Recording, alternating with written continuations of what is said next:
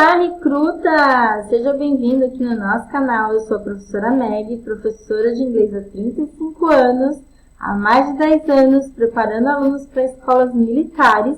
E hoje nós vamos falar sobre como os pronomes relativos caem da escola naval.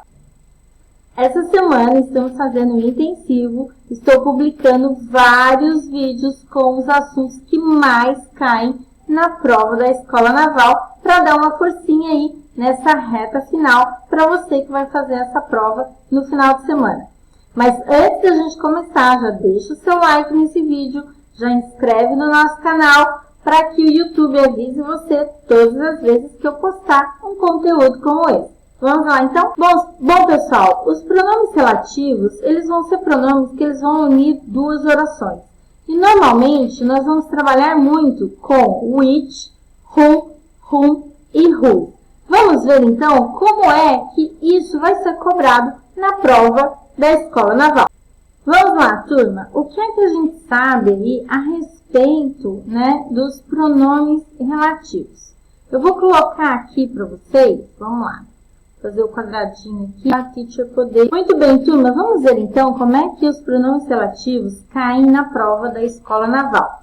Mas antes da gente ir para a questão, vamos fazer aqui uma pequena recordação, uma revisãozinha de o que são os pronomes relativos e como é que eles funcionam. Então, vamos dar uma olhada aqui. Olha só, sempre que nós falamos sobre pessoas, deixa a teacher trocar a cor aqui, porque o azul no azul não vai ficar muito bem, Então, vamos lá. Sempre que nós falamos sobre pessoas, nós vamos usar ou who ou that, tá? Então, pessoas ou who ou that. Então, por exemplo, I like people. Opa! I like people who ou that work a lot. Então, olha só, o que eu vou ter aqui? Eu vou ter uma oração dentro da outra, Eu gosto de pessoas trabalham muito. Então, que tipo de pessoa eu gosto? Daquelas que trabalham muito. Então, nesse caso aqui, o who, ele está se referindo à palavra pessoa e ele está, no caso aí, fazendo o papel de sujeito da segunda oração que eu coloquei aí junto da primeira. Então, I like people work a lot. Então, se eu desmembrar essa oração, eu terei I like people, Ó, I like people. Opa, peraí. Hoje o computador da teacher tá na internet, eu acho que tá ruim. Vamos lá. I like people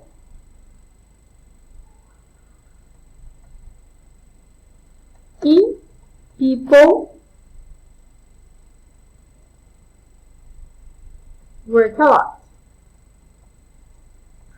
Então, quando eu junto essas duas orações, o who vai na verdade, substituir aí esse people, Então, já vai a dica aí para vocês que quando eu tiver essa situação e depois aqui do pronome eu tiver um verbo, eu não posso omitir esse pronome, porque vão ter algumas situações em que eu posso omitir o pronome, Então, por exemplo, eu falo assim, the girl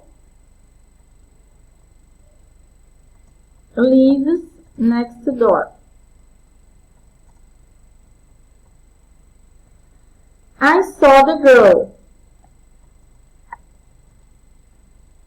Então, nesse caso, eu vou ter várias possibilidades, tá? Por quê? Olha só, aqui eu tenho I like people work a lot. Então, eu tenho I like, eu tenho um sujeito, e aqui eu tenho um sujeito diferente.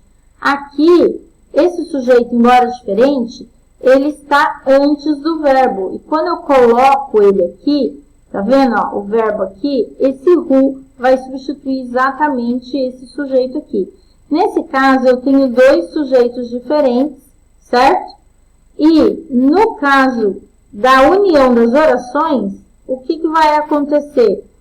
A palavra, the girl, eu vou colocar whom posso pôr whom, ou posso colocar that, ou posso colocar who, ou ainda posso não colocar nada, turma. Por quê? Porque o I, ele está antes do verbo. Então, o verbo tem um sujeito. Então, the girl I saw lives next door.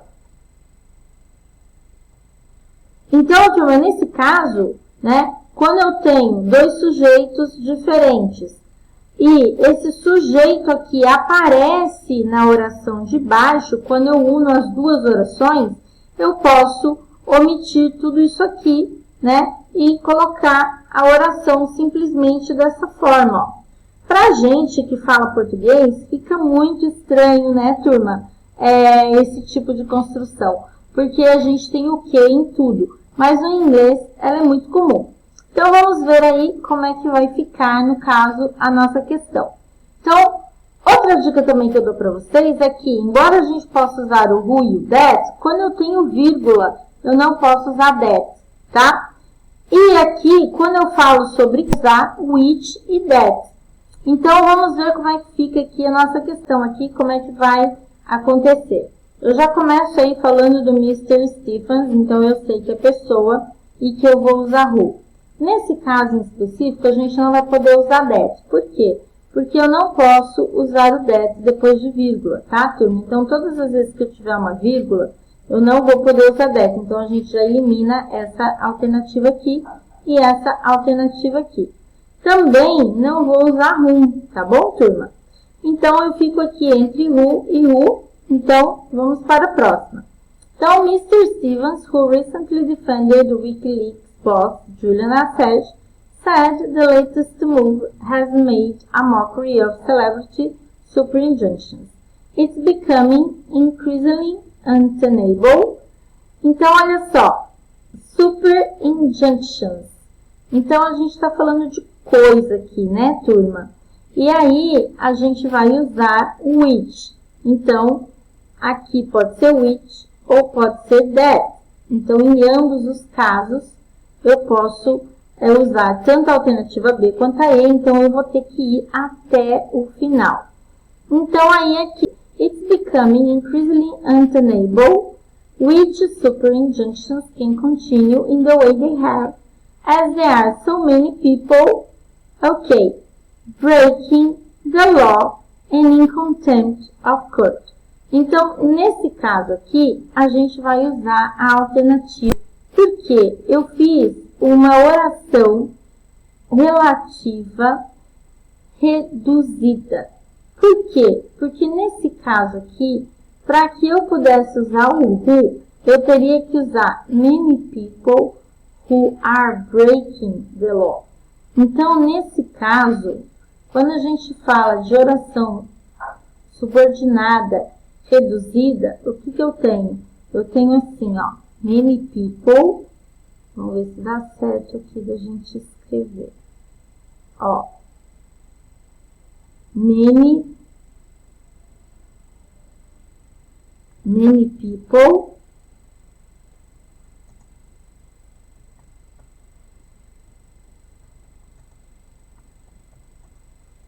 who are breaking the law. Então, nesse caso, é o caso também onde eu vou omitir tudo isso aqui, porque eu vou fazer aqui uma oração reduzida, tá? Então, nesse caso, eu não vou usar nada. Então, todas as vezes que depois do espaço eu tiver um gerúndio e esse gerúndio não estiver acompanhado do verbo to be, significa que eu tenho uma oração relativa reduzida. Bom, no meu curso preparatório para escolas militares, nessa aula aí de pronomes relativos, a gente vê tudo isso, né? Eu passo todas essas informações aí para os meus alunos. Então, vamos lá. Então, no caso, é a alternativa E.